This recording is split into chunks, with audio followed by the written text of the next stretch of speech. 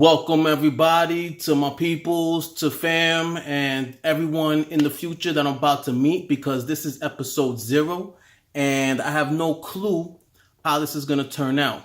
There's other crafting sites. Yes, DM Scotty, Black Magic Craft, Wildlock, and these are all the guys that I watched for the last 2.5, 3 years. DMG Info. Those are the 4 main, and now they got the Tabletop Crafters Guild. What's going to make me different? I'm not sure, but I enjoy the craft, and this is my way to pay it forward. So I wanted to do an introduction episode to talk about 2 things. 1, what to expect when you click on these videos, and 2, I wanted to talk about a little bit of my journey and how I got to this point. Number 1, the expectations. First and foremost, I'm doing nothing new. I'm taking what these guys are making and the new guys that have come up in the last year or so. If you have come out even earlier than that, I apologize. I get them as my feed comes in, but I'm glad they came into my feed. We're talking about the Crafting Muse, DM Jim at the Tabletop Engineer, and the new guys that I'm starting to watch also, Blanco Lanventier Lair. I hope I pronounced that right. I hope I pronounced that right. Correct me if I'm wrong. And not even just crafting sites. I'm watching all types of others. I love this hobby. I love this craft. Really, what to expect is crafting. And crafting, to me, is more than just the tabletop terrain here. That's just an enhancement of the table. We're talking about crafting everything for it, and maybe even beyond. So I'm not sure what direction it'll go. I know where it's going to start. I might flop. I'm not sure. But expect crafting to go on in the beginning. I'm going to talk about the game. I want to do a little bit about talking about my sessions, the stuff that I craft. I want to talk about how I'm using it and how I'm implementing it into the session. I want to show a little bit of the session. I won't do live feeds because I stand with some of the other guys in saying that session is really for you and your peoples to get down and have a good night. All right, so a little bit about how I got to this point. It all started about 2.5, 3 years ago. I was anticipating the birth of my first son. I was thinking about it from a lesson perspective of teaching him math and creative thinking, and I wanted to be ahead of the game. And D&D naturally came into my thought probably before anything else. I knew that in the long term, I really wanted to get back into it. Maybe it was an excuse to get back into the game and the craft. So I used it either or interchangeably. In the end, I wanted to dive in to the hobby. Now, it really all began when I was about maybe 5, 6 years old. My father actually introduced all my cousins to D&D, and then they started running with it. They would play the 2nd edition. I think it was the 2nd edition. I'm not even sure if they played the 1st, but I remember those 2nd edition books, the wizard on the front. Maybe I'll do a B-roll to it. I'm learning this new stuff because this is all new to me. I remember the Fiend Folio with that ugly dude. I still to this day do not know what that is. So if you know what it is, put it in the comments below because you will learn me something new. I was a little too young to join them. I was the smallest cousin in the group, and I think I remember a couple of times me trying to run in and they're playing on a sewing board that has the grid on it. I remember the board because whenever I was at my abuela's house, I would pull that out and play with whatever I had at disposal, and I was imitating them. So I mean, they don't remember. I remember it's one of those things that only you remember when you're young. You remember when it happens to you, but they were probably too engaged in the game. But I think I stumbled upon all of your old character sheets. Maybe one day I'll bring them and I'll show them, or I'll flash them on the thing. A couple years later, when I got a little older, I started running the AD&D. I grabbed a group of my friends and we started playing. And I remember we really used the Hero Quest miniatures. Great game. I wish I still had the board. I have no clue where it went. And man, if someone has it, you gotta send it back to me, okay? So anyway, I grabbed a group of my friends and we started playing. Now, the rules always, since the beginning, THAC0 was always wacko.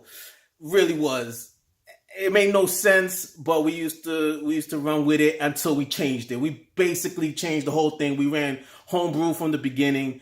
Me, my boy Dave, Howie, we homebrewed the whole thing. I don't think we ran it the way even it was supposed to be, but ain't that part of the craft? Anyway, it evolved into other games and stuff like that, and then fast forward, I am 3 years out now, researching this stuff again, and it's 5 years out.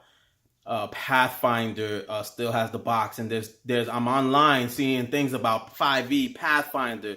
I'm just like, I have no clue. They say Pathfinder is 3.5 of D&D, and I'm just like, I don't know which one to choose. Finally pulled the trigger on D&D because you have to be good old faithful. You know, anything you naturally do when you get a new system, you roll up a character and then you just start fighting with characters straight off the bat. Not even a story or anything. Just, you really don't need a reason to fight in D&D. Let's be honest, right?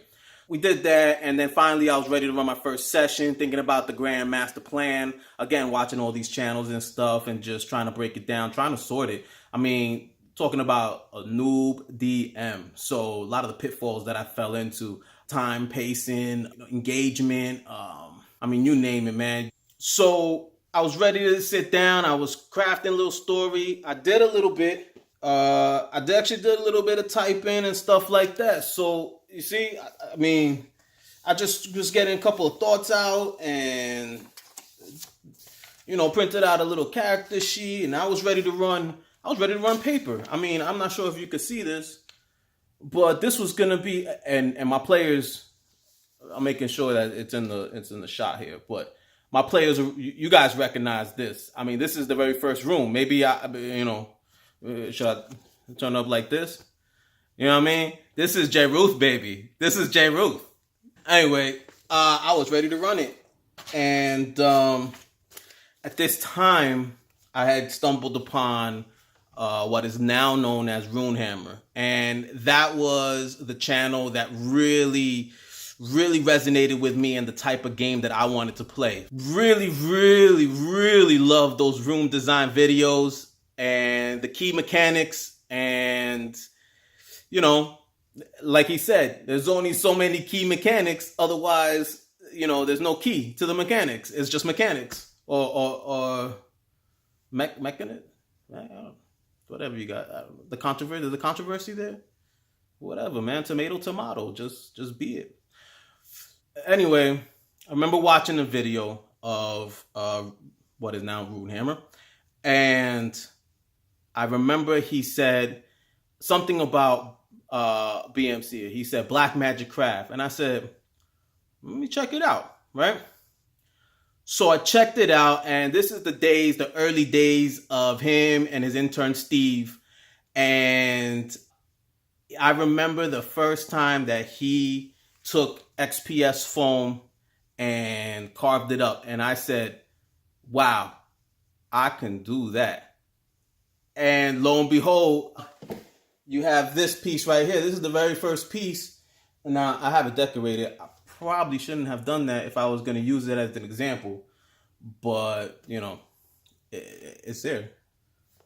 So, I watched Black Magic Craft, and I loved it. I was watching DM Scotty, DMG Info, and Wylock before that. The thing is that I didn't have access to double corrugated cardboard. That's it. I didn't have access to it. And if I got Amazon boxes, they came single corrugated. And lo and behold, no one had it. I mean, even the stuff that, even if I found it, it was crushed. So I was like, man, you know, I didn't really know if I really wanted to craft. I didn't know if I liked crafting. So I didn't pull the trigger because I didn't know if I would like it. I didn't want to invest in something that I didn't like. Then I saw, again, the XPS foam, and I saw BMC carving up that XPS foam. And I said, oh boy, I could do that. And I looked at the craft paints, went to Walmart, grabbed a black, a gray, and a white. Cost me $1.50. And I took an old steak knife from the back drawer. You know, the ones with the rusted spots. But for some reason, it don't get thrown out. What's that? Well, what was I saying? Yeah, the steak knife in the back of the drawer that never gets thrown out. Got a couple of stain marks. And I took that, Took a piece of XPS foam. Now, I'm in a similar situation as BMC where I got access to it. So I was able to see and to try it at a low expense cost, a low buy-in. And I tried it and I did it. I carved it. I mean, I don't know if you can see from here, but did I lose focus? This ain't offer knife carvings. This is old steak knife, surrogated. This is old surrogated steak knife carvings right here that I just chopped up, painted up. I mean, this is the DM Scotty sponge paint, man. I just took sponge paint because I was like, I could use a sponge too. So that's how I got started. Low buy-in and testing the waters. And lo and behold, this made it before my first session. So what I got from this, what I was going to do for this, ended up this being the board. And oh man, we had a blast. We got nowhere fast, but it's all right. Now, when I started crafting, it was a craft frenzy. I was like, I want more. Started watching Wylock's videos, DMG. DMG was the next one I really watched because he was making all the furniture out of sticks and dollar store stuff. So again, low buy-in, and I loved it. Do I have any pieces here? Maybe that would have been nice, right? And then the next piece was Wylock's. Finally got some double corrugated cardboard. So always loved the concept of the 1 1/4 inch grid. So I went ahead and carved up some tiles. Finally, when I got some double corrugated cardboard and made me a set. Now, so put the statue back here. Stay. Now, there's a whole lot of stuff in between, but finally I got to DM Jim at the what's now known as Tabletop Engineer. And the reason I mention him is because just recently, not recently, I forget how many months ago, I remember his calling, and again, I don't remember how many months ago it was, but he crafted the Central Space Station. It had that octagon type shape. It was a massive centerpiece to it. Black Bomb did and put that electric blue on it, and man, that thing looked great. At the end of the video, I remember him saying that he would watch these crafting videos with his son and they would run out. And I remember feeling that. I'm like, man, there should be more guys out here, right? And at the time, I just felt like I couldn't offer anything new because I was just rehashing what everybody was posting up and maybe doing some extra stuff, some new stuff, but not enough to warrant videos, and had a lot going on too. So didn't really think that I could make a video. Anyway, fast forward to DM Jim at the Tabletop Engineer, and he put out a calling. And what he said was, and I'm trying to remember exactly what he said, but basically what he said was, he would watch the videos, run out, and finally he said, you know what, I'm going to be part of the solution and not the problem. And I said, wow, what a great statement, what a gem. Everybody dropping gems of knowledge, and I said, you know what, I'm going to answer the call. Well, I just got back to the gaming group. We're running some Esper Genesis. If you guys don't know, it is a sci-fi version of 5e, and I've been reading this book, and I'm going to tell you, I'm excited to get to the table for the first time. So I figured, you know what? I don't think anybody has done this. And I said, you know what? I think maybe the timing's right. I definitely don't have time to go in all the way. But you know what? I'm not going to let that stop me now. And I might have something to offer. I might not. I hope that I create inspiration for everybody, like all the guys have created inspiration for me and my table, because my tables have enjoyed it to the fullest, and I've enjoyed gaming with y'all. So much love to my players, man, because without players there's no DM, right? What are you really doing by yourself? I'm not sure. So that's a little tangent, but back to the calling. So this is why I made the video, to be part of the solution. So thank you, DM Jim, for that. So that's how I got to this point. If I forgot anybody, in this long tangent that I basically run and edited it.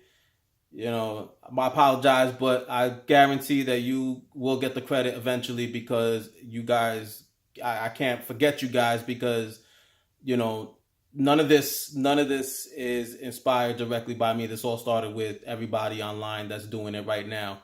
Again, thank you for tuning in to all my future prospect people that I'm about to meet in this journey, in this adventure. I can't wait to meet you guys that I don't know who you are, but I will know. And hopefully you guys get to know me and this thing goes somewhere in a direction that is beneficial for everybody and inspiring for everybody, because in the end, this is what it's about. It's just about transferring inspiration from one person to another, and that's what bardic inspiration. That's it, man. Give me that D6, that D8, baby. Come on. To all my players, I love you guys, and I can't wait to get back to the table with y'all. Definitely got to do it. Got my Esper Genesis coming up real soon, and that's gonna be a blast. I know it. And then a little bit of fantasy tabletop, so the old D&D. Got that old thing back. I think I'm with this like, share, subscribe, and the bell. Something. Yeah, I'm gonna get it right. All right. Peace, love, and everything else, man. I'm out.